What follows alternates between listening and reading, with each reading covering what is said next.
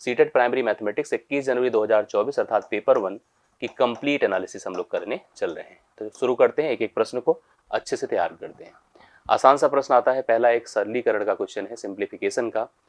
यहाँ पर बॉडमास का नियम एप्लीकेबल होता है। जो बॉडमास हम पढ़ते हैं आपको पता होना चाहिए कि BODMAS, हालांकि इसमें कोई ब्रेकेट नहीं है तो ब्रेकेट वाला पार्ट छोड़ दीजिए, ओ भी नहीं है, ओ का भी पार्ट छोड़ दीजिए। फिर डिवीजन आता है सबसे पहले, then multiplication, then addition, then subtraction. जो जैसे कहा गया उस हिसाब से करिए। हमको यहाँ पर 3 टर्म में चीजें बटी दिख रही हैं, एक ये भाग है, एक ये भाग है, एक ये भाग है, ये माइनस है, ये माइनस है। 5 से इसको डिवाइड करें 7 होगा, 5 से 1 जा 35 होता है। 5 से इसको मल्टीप्लाई करें 5 से 15 होता है, 5 पचे 25, 25 से 26, 5 दूना 10, 2 12, 126.5 हो गया। -7 है, माइनस इसको गुणा करें 3 पचे 15, 3 8 24 होता है, 24 1 25, 5 कैरी 2, 3 1 के 3 2 5, 55.5 हो गया। हमें क्या करना है, 126.5 से 7 घटाना है और क्या घटाना है, -55.5 घटाना है। तो दोनों घटाने से एग्जैक्टली वैल्यू कितनी हो जाएगी आपको डिसाइड करना है। जैसे ये जुड़ जाएगा दोनों, 55 7 62.5 होगा, तो मतलब इसमें से मैं 62.5 घटा दूं, क्योंकि इन दोनों को जोड़िए तो कितना आएगा, ए भी नेगेटिव ए भी नेगेटिव, दोनों जुड़ेंगे और साइन माइनस की होगी, तो 55 7 62.5 होगा। दशमलव देखिए 0 हो गया, 6 से 2 4 होता है, 12 से 6 6 होता है। 64 इस प्रश्न का राइट सोल्यूशन है 64, जो सी ऑप्शन में दिया हुआ है 64। अगर आपने उस समय लगाया होगा एग्जैक्टली सही है। और ऐसे क्वेश्चन के लिए आप इस तरह से हमेशा प्रिपेयर्ड रहिए, मेंटली तैयार रहिए। दूसरा क्वेश्चन है कि किसी स्थान O से कोई एक इनिशियल पॉइंट O था, जिससे आरंभ करके एक मेढक 3 कदम और एक खरगोश, मतलब यहाँ पर जो मेढक होता है 3 कदम और जो खरगोश होता है 7 कदम। 7 कदम जो खरगोश होता है, खरगोश क्या करता है, 7 कदम की छलांग लगाते हैं, या 3 कदम के हिसाब से चलता है, 7 कदम के हिसाब से चलता है। निम्न में से किस कदम पर दोनों की छलांग एक साथ होगी, मतलब दोनों एक साथ छलांग लगाएंगे। दरअसल ये जो कंडीशन होती है, जैसे 3 कदम 3 6 कदम, फिर 7 9, फिर 12, फिर इस हिसाब से, या 7 6 7, फिर 7 14, फिर 21, मिलने को तो मिलेंगे 21वें छलांग पर भी। जैसे 21 जो नंबर होगा, 21 पोजीशन होगी, 21वां कदम होगा, तो इस समय खरगोश भी रहेगा और मेढक भी रहेगा। बट प्रॉब्लम यह है कि वह 21 इसमें है नहीं, मतलब वह संख्या हमें इसमें ढूंढनी है जो 3 और 7 के टेबल में आए। 3 और 7 के जो टेबल में आएगी वही संख्या इस समय इस प्रश्न का उत्तर होगा, और इसको आपको डिसाइड करना है। जो 3 से कोई संख्या कटे, क्योंकि खरगोश जो मेढक जो है वो 3 कदम पर छलांग लगाता है, तो 3 से कटने वाली संख्या होनी चाहिए। खरगोश 7 कदम पर छलांग लगाता है, तो 7 से कटने वाली संख्या होनी चाहिए। जो संख्या 3 से कटे और 7 से कटे उसी को इसमें हमें सेलेक्ट करना है। 3 से कौन संख्या कटती है, जिसके सभी अंकों का जोड़ 3 से कटता है, सारे डिजिट्स का सम। और सम देखिए 5 4 9 और 9 3 12, 3 से तो देखिए कट रहा है, बट 7 पचे 35, 4 छूट जाएगा तो 7 से नहीं कटेगा। इसको देखिए 4 3 7 3 10, या 3 ही से नहीं कट रहा है, इसको खत्म कर दें। 7 1 8 3 11, 3 से नहीं खत्म कटेगा, कैंसिल करो। अब बचा को ले दे करके 3 7 8, सबसे पहली बात 8 7 15 3 18, 3 से कटेगा। 7 से भी चेक करो, 7 पचे 35, 7 चौके 28, अर्थात यह 7 से भी कैंसिल हो रहा है और 3 से भी कैंसिल हो रहा है, तो इसका राइट सोल्यूशन कितना होगा, 3 7 8 होगा। 378वां जो स्टेप होगा, कदम होगा, उस पे खरगोश और जो क्या नाम है उसका, मेढक, दोनों एक साथ छलांग लगाते हुए नजर आएंगे। तो this is the right solution, option number D है। अगर आपने सेट किया होगा, सोल्यूशन किया होगा, तो इसका करेक्ट सोल्यूशन आपके सामने है। ठीक है, ये सही उत्तर हो जाएगा। ये बार बार मैं पढ़ाता हूँ, जब भी कभी इस तरह की बातें होती है, नंबर का क्लासिफिकेशंस मैंने आपको बताया होगा, तो उस दौरान भी मैंने आपको कई सारे नंबर के जो अलग अलग पैटर्न्स हैं, क्लासिफिकेशंस, उसको स्पष्ट किया है। निम्नलिखित में कौन सा कथन सत्य है, which are the following statement is correct. एक तो अभाज्य, एक तो अभाज्य है, सॉरी एक ना तो होना चाहिए, ना तो अभाज्य है और ना ही भाज्य है। लिखा होगा वन इज नाइदर प्राइम नार कंपोजिट। एक के बारे में आपको कंफर्म कर दूं, वन सही बात है, जिसने लिखा एकदम करेक्ट है। वन इज नाइदर प्राइम नार कंपोजिट, मतलब अगर हम लोग अभाज्य और भाज्य की शुरुआत ही सोचते हैं तो कहां से शुरू होती है, नाइदर प्राइम नार कंपोजिट। ध्यान से मेरी बात को समझिएगा, इस लाइन को बहुत ही क्लियर समझिए। एक को लेकर के पहली बात तो कंफर्म है कि एक ना तो भाज्य है ना अभाज्य, एकदम सही है। अभाज्य जो होता है वह संख्या होती है जिसके 2 फैक्टर होते हैं, एक के केवल 1 फैक्टर है। अभाज्य को अगर कभी एक्सप्लेन करिए, the number containing 2 factors only, 2 he factor हो, मतलब किसी भी संख्या के 2 फैक्टर फिक्स होते हैं, 2 गुणनखंड तय होते हैं, एक तो वह खुद और एक तो एक। जैसे 2 है तो 2 के 2 फैक्टर है, 1 है 2 है। 3 के 2 फैक्टर, 1 है 3 है, 5 के 1 और 5, 7 के 1 और 7, 11 के एक और 11, तो ऐसे नंबर अभाज्य होते हैं जिनके केवल 2 फैक्टर होते हैं। और भाज्य मतलब वह संख्या जिसके कम से कम 3 फैक्टर होते हैं। जैसे 4, 1 होगा, 4 होगा, 2 भी होगा। 6, 1 होगा, 6 होगा, 2 होगा, 3 होगा। 8, 1 होगा, 4 होगा, 2 होगा, 8 होगा। ये सब संख्याएं जिनके 3 या 3 से अधिक फैक्टर होते हैं। एक की बात करो, एक के पास केवल एक फैक्टर है, वह खुद ही है, तो कंटेनिंग वन फैक्टर ओनली, सो ना तो प्राइम की कैटेगरी में जा रहा है ना ही कंपोजाइट की कैटेगरी में जा रहा है। तो यह ऑप्शन पहला सही है, पहला ऑप्शन सही है। आगे के स्टेप देख ली तो कंफर्म हो जाएगा। एक अभाज्य संख्या पॉसिबल ही नहीं हो सकता, क्योंकि अभाज्य को 2 फैक्टर की रिक्वायरमेंट्स होती है, 2 गुणनखंड चाहिए, और इसके पास एक ही गुणनखंड है, तो ये खत्म है, कैंसिल है। एक एक भाज्य संख्या है, भाज्य भी पॉसिबल नहीं, क्योंकि भाज्य को कम से कम 3 फैक्टर की आवश्यकता होती है, तो ये भी पॉसिबल नहीं है। एक दोनों है, भाज्य भी अभाज्य, तो पॉसिबल ही नहीं, छोड़ दीजिए इसको। तो पहला ऑप्शन ही अगर आपने लगाया होगा तो दैट इज करेक्ट सोल्यूशन। हम लोग कभी भी क्लासिफिकेशन पढ़ें तो बहुत ही क्लियरली इसको समझें, वन इज नाइदर प्राइम नार कंपोजिट, ना तो भाज्य है ना ही अभाज्य है। तीसरा हो गया। चौथा क्वेश्चन देखिएगा, मेरे पास एक नंबर है 25454। हमें इसको प्राप्त करने के लिए एक संख्याओं का कलेक्शन दिया गया है। 3 संख्याएं दी गई हैं, 9909, 9099, 9009 के योग में से क्या घटाना होगा। इसने कहा हमें ये 3 नंबर्स दिए गए हैं जिनके जोड़ में से क्या घटा दें कि हमें इतना प्राप्त हो जाए। जैसे आप ऐसे समझ लो कि आपकी कहीं 3 इनकम थी, ए इनकम थी, ए इनकम थी, ए इनकम थी। इन तीनों इनकम से कितना हम खर्च कर सकते हैं कि हमारे पास इतने की सेविंग रहे, इतने की बचत रहे। तो पहले इनको जोड़ लो कि आपकी इनकम है कितनी। 9 9 18 9 27, 2 हो गया, 9 2 11, 1 हो गया, 9 1 10, 0 कैरी 1 हो गया, 27 1 28। आपके पास टोटल इनकम 28,017 की है, 28,017 की है। आप इसमें से कितना खर्च कर सकते हैं कि आपके पास यह बच जाए। तो आपने क्या किया, 28,017 से 25,454 को 25,400 एग्जैक्टली जैसे दिया है उसी प्रकार से प्रेजेंट कर दीजिए। 25,454 को आप घटा दो। 7 से 4 कितना होता है, 3। अंत में 3 में एक ही ऑप्शन है, ठीक है। चलिए कंटिन्यू कर लीजिए। 11 से 5 6 होता है, 10 से 4 6 होता है, 8 से 5 क्या होता है, सॉरी 8 नहीं बचेगा, 7 7 से 5 2 होता है, 2663। 2663 इज नॉट इन ऑप्शन, इसमें है ही नहीं ऑप्शन में। और सॉरी एक बार फिर से इसलिए चेक कर लेते हैं क्योंकि अगर ऑप्शन में नहीं दिख रहा तो कहीं हम ही गलती ना कर रहे हो, तो उसको चेक कर लीजिए। हाँ बिल्कुल गलती कर रहे हैं, क्योंकि हम घटाव को देखो गलत कर रहे हैं, गलत तरीके से। 7 से 4 3, 11 से 5 6 होता है। यहाँ पे ये संख्या जब एक निकल गई तो यहाँ पर 9 बचेगा, 9 से 4 5 आएगा, और यहाँ पर भी 7 बचेगा, 7 से 5 2 आएगा, 2563 होगा। तो ऑप्शन नंबर ए होगा। कभी कभी छोटी छोटे क्वेश्चंस भी हमें कंफ्यूज कर देते हैं, चाहे जितनी बड़ी मैथमेटिक्स आपको आती हो। ये सब एनालिसिस भी यही समझ में आता है कैसी गलतियां करते हैं हम लोग। तो ये प्रश्न दिया ही इसलिए जाता है कि उनको पता है कि आपको जोड़ घटाव आता है, पूरे कॉन्फिडेंस से आप करोगे, और तनिक से भी कंफ्यूजन से आपका प्रश्न पूरी तरह से गलत हो जाएगा। तो फोर्थ नंबर 2563 राइट सोल्यूशन, पहला ऑप्शन दिया हुआ है। पांचवा नंबर, यामिना ने एक पासा 10 बार उछाला। डाइस जिसको कहते हैं, जैसे हम लूडो खेलते हैं तो डाइस होता है ना, पासा उछालते हैं। तो जब पासा उछालते हैं तो आपको पता है कि उसमें ऑप्शंस क्या क्या आ सकते हैं। क्या क्या आता है बताइए। आपको 1 मिलता है, 2 मिलता है, 3 4 5 6। 1 से लेके 6 तक का कोई भी अंक जो पॉइंट्स के रूप में लिखा रहता है वो मिल जाता है आपको। तो यामिना ने जब एक पासे को 10 बार उछाला तो उसे क्या क्या मिला, 5 मिला, 3 मिला, 6 मिला, 6 मिला, 1 मिला, 4 मिला, 5 मिला, 3 मिला, 3 मिला, 2 मिला। तो उसे निम्नलिखित परिणाम प्राप्त होते हैं। निम्नलिखित संख्याओं में से अधिकतम बार कौन सी संख्या प्राप्त हुई, कौन से नंबर की अकरेंसेस सबसे ज्यादा है, चेक कर लीजिए। उसमें भी देखो, जैसे अगर इस तरह से लिखा करे ना तो आप ऑप्शन चले जाया करिए। जैसे हम चेक करें 5, या फिर छोड़ दो डायरेक्टली देख लो, आपको खुद ही कन्फर्म हो जाए। जैसे 5 की अवेलेबिलिटी चेक करिए, यहाँ पर भी 5 ही लिखा हुआ है। 5 की अवेलेबिलिटी 2 बार है, 5 2 बार है। 6 की अवेलेबिलिटी देखिए, उसी को चेक करिए जो ऑप्शन में है। 6 की अवेलेबिलिटी 1 2, 6 भी 2 ही बार है। 5 भी देखा तो हमने 2 बार था, 6 भी कितना बार था, 2 ही बार था। 3 को चेक किया, 3 1 2 3, 3 3 बार है, 3 3 बार है। और 1 की बात करो तो 1 1 ही बार है। तो सबसे ज्यादा 3 अवेलेबल है, ऑप्शन नंबर सी में है। 3 की अवेलेबिलिटी सबसे मैक्सिमम 3 टाइम्स है।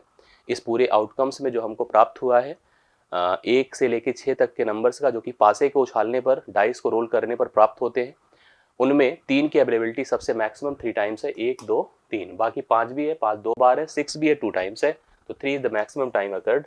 सो 3 correct solution option number C से प्राप्त हो जाएगा। That is the question number 5, और इसका एग्जैक्ट राइट सोल्यूशन है। छठा नंबर, ब्रिज के पास अपनी पसंद की जमीन को घेरने के लिए, ये बड़ा अच्छा सा क्वेश्चन आता है आपकी परीक्षा में। ब्रिज के पास अपनी एक पसंद की उसको उसकी रुचि की उसके इंटरेस्ट की एक लैंड है जिसको घेरना है, उसके पास 100 मीटर तार है। क्या है? 100 मीटर तार है। वह सबसे बड़ा जमीन का टुकड़ा लेना चाहता है। उसके दिमाग में है किसी तार का उपयोग करके हम सबसे बड़ी लैंड का एक्वायर करेंगे। मतलब उसको ऑफर मिल गया कि तुम चाहे जो सेलेक्ट कर लो, मतलब लेंथ इनटू ब्रेथ के हिसाब से जिस मेजरमेंट को सोचो उस मेजरमेंट को सेलेक्ट कर लो। तार आपको उतना ही मिला है, तार इनको भी उतना मिला है, 100 ही मीटर है। 100 मीटर का उपयोग करके वह अपनी अपनी पसंद की जमीन वह सेलेक्ट करना चाहता है, सबसे बड़ा जमीन का टुकड़ा लेना भी चाहता है।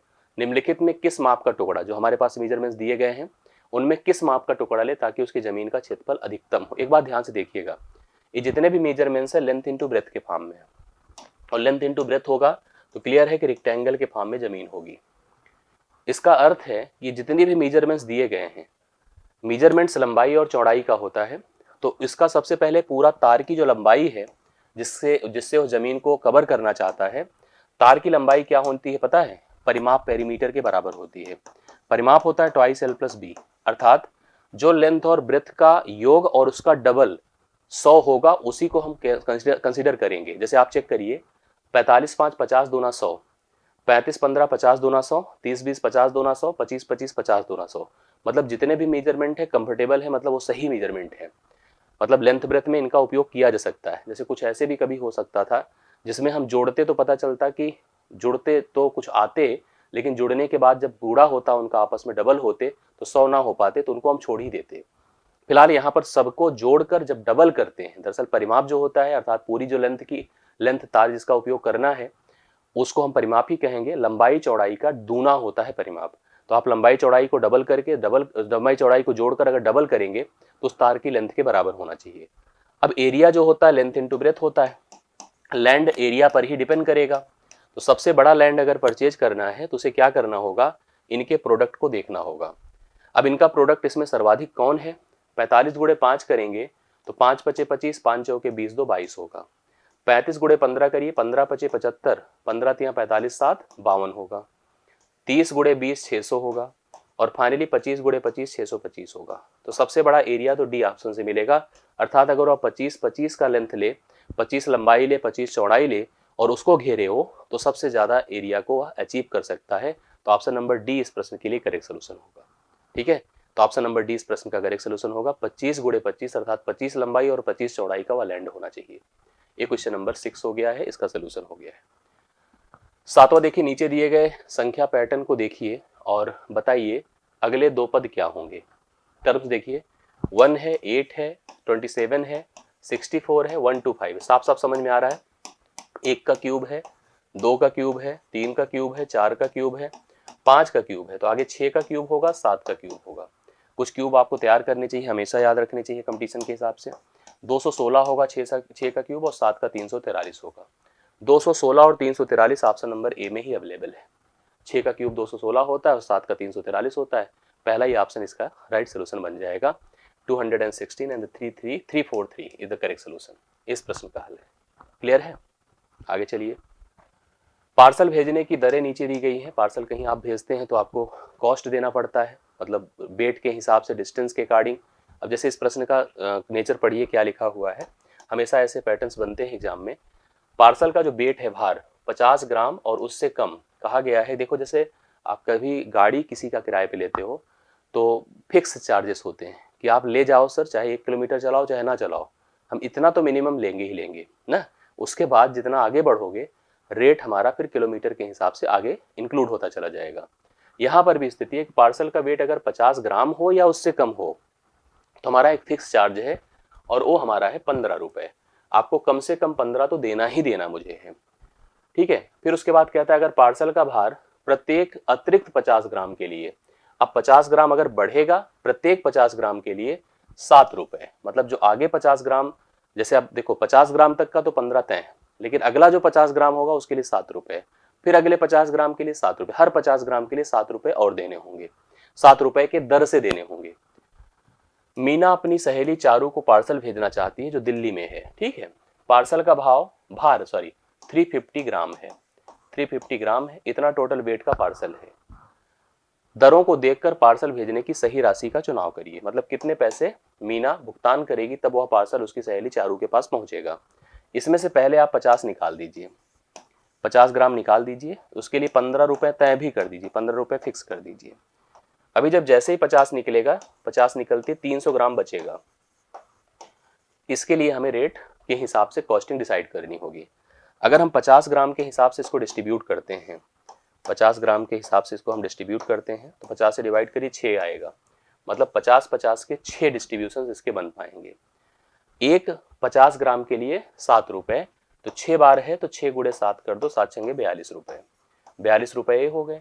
ठीक है, 42 रुपए यहाँ से टोटल देना पड़ेगा उसे, और 15 रुपए तो फिक्स चार्ज है, तो 42 प्लस 15, 42 प्लस 15 57 रुपए। टोटल इस पार्सल को भेजने के लिए मीना को 57 रुपीज़ का कॉस्टिंग यहाँ पर पे करना होगा। टोटल इतना भुगतान करना होगा। 8वें प्रश्न का करेक्ट सोल्यूशन आपका 57 रुपए है। ठीक है, 57 रुपए भुगतान कर दे, पार्सल उसके सहेली के पास पहुंच जाएगा। ठीक, अगला क्वेश्चन देखिएगा। एक संख्या में 8 जोड़ दिया जाए तो वह दुगनी हो जाती है। वह संख्या क्या है? 8 जोड़ देने पे संख्या दुगनी हो जाती है। जैसे संख्या अगर n ले लें, n में अगर हम 8 जोड़ दें तो वह संख्या डबल हो जाए, अर्थात 2n हो जाए। कन्फर्म, एक संख्या है जिसमें अगर 8 जोड़ दें, संख्या n है, 8 जोड़ दें तो डबल हो जाए, 2n हो जाए। तो आपको उधर n कर दो तो n का मान सीधा सीधा 8 नहीं हो गया? अर्थात ऑप्शन से भी जा सकते थे, इसमें कोई ऐसी नहीं है। मतलब 8 में अगर 8 जोड़ दो तो 16 होगा कि नहीं? 16 मतलब डबल हो गया। बाकियों में अगर 8 जोड़ दो, 16 8 24 नहीं होगा, 6 8 14, 8 8 16, हाँ 8 8 16 होगा। सी ऑप्शन इस प्रश्न का हल है। 8 में अगर 8 जोड़ दें तो अपना डबल हो जाएगा, अर्थात 16 हो जाएगा। वैसे भी कोई चीज डबल तब होता है जब उतना जितना हो अभी वर्तमान में, इसका दूना अगर होना है तो क्या करना हो, जितना हो उतना जोड़ो। तो इसमें ऑप्शन में अगर 8 था तो 8 ही तो उत्तर हो जाएगा, क्योंकि 8 में 8 जोड़ेंगे तभी तो दूना होगा। तो 9वें प्रश्न का उत्तर 8 है। 10वें पर आ जाइए। त्रिभुज के, अभी देखिए ऐसा वर्बल क्वेश्चन भी आ जाते हैं। त्रिभुज के सभी कोणों का योग क्या होता है? 180 डिग्री होता है। ठीक है, चतुर्भुज का 360 होता है, ये भी ध्यान रखिएगा। त्रिभुज मतलब किसी भी sum of the each interior angles of a triangle is always 180 degree होता है, 180 डिग्री होता है। एक सदैव समबाहुभुज, समबाहुभुज देखो ध्यान से, एक क्या अब यहां पर समझना है कि क्या समबाहुभुज होता है। समबाहुभुज किसको कहते हैं? It is regular polygon. Regular polygon ऐसा होता है जिसकी सभी भुजाएं सभी कोण क्या होते हैं? सभी कोण समान होते हैं। सभी भुजाएं और सभी कोण जिसके समान होंगे वही बहुभुज, वही पॉलीगन। पॉलीगन मतलब बंद आकृति, त्रिभुज, चतुर्भुज, पंचभुज, खंडभुज, सप्तभुज, triangle, quadrilateral, pentagon, hexagon, heptagon, they all are the polygon. ये सब बहुभुज होते हैं। यह जो पॉलीगन है रेगुलर कब होगा? जब उसके सभी भुजाएं सभी कोण समान होंगे। आपने जैसे पढ़ा होगा त्रिभुज में समबाहु त्रिभुज, इक्विलैटरल ट्रायंगल, सभी भुजाएं सभी कोण समान होते हैं। और समबाहु त्रिभुज की सभी भुजाएं तो कन्फर्म, चलो ठीक है, नहीं मेजरमेंट पता है लेकिन समान है, उनके सभी कोण 60 डिग्री भी होते हैं। वृत्त में सभी भुजाएं सभी कोण, इसको छोड़ दीजिए। ठीक है, समद्विबाहु त्रिभुज, आइसोसेलेस ट्रायंगल, इसमें दो भुजाएं दो कोण समान होते हैं। दो भुजाएं समान होती है तो दो विपरीत कोण समान होते हैं। वर्ग जो होता है, बिल्कुल वर्ग एक ऐसा क्वाड्रिलेटरल होता है जिसकी सभी भुजाएं बराबर होती हैं और सभी कोण 90 डिग्री के इक्वल होता है। तो this is the regular polygon. यही एक रेगुलर पॉलीगन है, अर्थात समबाहुभुज है जिसकी सभी भुजाएं सभी कोण बराबर होती हैं। तो वर्ग इस प्रश्न का उत्तर होगा, स्क्वायर कहलाएगा। ठीक है, स्क्वायर जो होगा that is called regular polygon. इस प्रश्न का राइट सोल्यूशन सी ऑप्शन है। इसमें देखिए ऐसे पूछ लेता है, 2 सही 3/4 है, समकोणों में ये समकोण है, राइट एंगल है। ये क्या है? राइट एंगल है। इसमें कुल कितने कोण हैं, मतलब इसकी कुल कितनी डिग्री है ये बताना है। 2 सही 3/4, 4 दूना 8 3 11/4 है। 11/4 गुणे 90, क्योंकि एक राइट एंगल बराबर 90 डिग्री होता है। अब इसको 11 9 99 कर दीजिए, 990/4 है। ठीक है, डिवाइड करिए, 4 दूना 8 है, 1 और 9, 4 चौके 16 है। हाँ, यहाँ पर क्या लिखा है? 2 सही, देखो 2 सही, ये हमने टर्म्स डिफरेंट लिखा है, इसको आप सही कर लीजिए। पहले लिखा है 2 सही 2/3 है राइट एंगल। एक राइट एंगल 90 डिग्री होता है, और गुणे आप क्या कर दो, 3 दूना 6 2 8/3, 3 दूना 6 2 8/3, 3 से डिवाइड कर दे कितना होगा? 30। 30 को हम 80 से गुणा कर दें 240, 8 3 24, 240 डिग्री होगा। 240 जो कि ऑप्शन नंबर डी में दिया हुआ है। ठीक है, मतलब ये हमेशा पूछा जाता है सीटेट में, इसको ध्यान रखिएगा। ऐसे आपको एक वैल्यू दे देगा नंबर में, कहेगा इतना समकोण है, इसमें बोलो कितनी डिग्री होगी, सही से उस फ्रैक्शन को कवर करिए। एक राइट एंगल 90 होता है, 90 से मल्टीप्लाई कर दीजिए, एग्जैक्टली आंसर आपको पता चल जाएगा। 12th क्वेश्चन है, करेक्ट सोल्यूशन इसका 240 है। अब जैसे ये भी प्रश्न हमेशा रिपीट करता है, 7 सही 1/2 किलोग्राम है नमक में से 1/12 किलोग्राम नमक के कितने पैकेट, जैसे एक गट्ठर बड़ा सा मतलब बंडल नमक खरीदा गया एक बोरी में और उसको छोटे छोटे पैकेट में डिस्ट्रीब्यूट करना है। तो जो खरीदा था हमने इतने किलोग्राम नमक खरीदा था 7.5 किलोग्राम, और ग्राहकों को जो दे रहे हैं वो किस रेट से किस वेट में दे रहे हैं, 1/12 किलोग्राम में। तो आपको अगर 1/12 किलोग्राम के हिसाब से नमक को डिस्ट्रीब्यूट करना है तो कितने पैकेट बनाए जा सकते हैं। तो टोटल वेट कितना है, 7 दूना 14 1 15/2 किलोग्राम। इसको डिवाइड कर दीजिए 1/12 से। कभी भी फ्रैक्शन का जो डिवीजन होता है उसमें फ्रैक्शन जो ऊपर वाला एज इट इज लिखिए 15/2, गुणे कर दीजिए, ये ऊपर 12 चला जाएगा, नीचे 1, 2 छंगे 12, 15 छक्के 90, 15 छक्के क्या होता है 90। तो पहला ऑप्शन इस प्रश्न का हल है, 90 राइट सोल्यूशन है। 13 नंबर है, 90 इस करेक्ट सोल्यूशन। कितने पैकेट बन सकते हैं, 90 पैकेट बन सकते हैं, 90 पैकेट टोटल बनाए जा सकते हैं। ये ऑप्शन इस प्रश्न का करेक्ट हल है। ठीक, 1 मिलीमीटर बराबर होता है, देखो एक लेटर्स होती है, आपने पढ़ा होगा, millimetre, centimetre, milli centi decimetre, decametre, hectometre, kilometre. आपको ये चीज दिमाग में रखना है कि लेटर्स हमेशा पूछा जाता है और यही मीटर पे काम करता है, यही किलोग्राम पे काम करता है, यही आपका जो है वेट पर काम करता है। ठीक है, अगर मीटर सेंटीमीटर तो लेंथ की बात हो रही है, अगर यही ग्राम किलोग्राम में होता तो वेट की बात होती, और यही अगर आपकी कैपेसिटी होता तो लीटर मिलीलीटर होता, बात एक ही होता है। यहाँ एक मिलीमीटर किसके बराबर है, बाकी ऑप्शन देखो मिलीमीटर को किससे कंपेयर कराया गया है, मीटर से और सेंटीमीटर से, मीटर से और सेंटीमीटर से। अगर मिलीमीटर, देखो पहले एक तो समझ लो, ये जो इकाइयां हैं बड़ी होती जा रही हैं, बढ़ रही हैं, बढ़ती हैं, और इधर से अगर ऊपर इधर जाते हैं तो घटती हैं। तो अगर हम किसी एक, अच्छा और इसके साथ साथ ये ध्यान रखिएगा, इनके बीच का जो कंपैरिजन होता है वो 10-10 के इंटरवल पर डिपेंड करता है, 10-10 के इंटरवल पर। जैसे हम कह दें कि 1 किलोमीटर से मीटर, 1 2 3, 1 किलोमीटर बराबर 1000 मीटर होता है। ठीक, अगर हम इसी समय आपसे कह दें कि 1 मीटर से किलोमीटर 1 बटे, समझ रहे हैं, 1 मीटर बराबर 1 बटे 1 2 3 3 0 क्या होगा, किलोमीटर।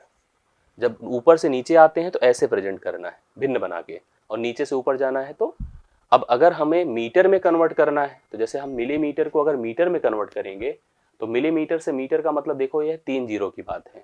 अगर मिलीमीटर को मीटर में कन्वर्ट करना है 1 बटे 1 2 3 क्या हो जाएगा बोलिए, 1 मिलीमीटर बराबर, 1 मिलीमीटर को अगर हम मीटर में कन्वर्ट कर रहे हैं, 1 मिलीमीटर बराबर 1 बटे 1 2 3 3 0 अर्थात इतने मीटर हो गए।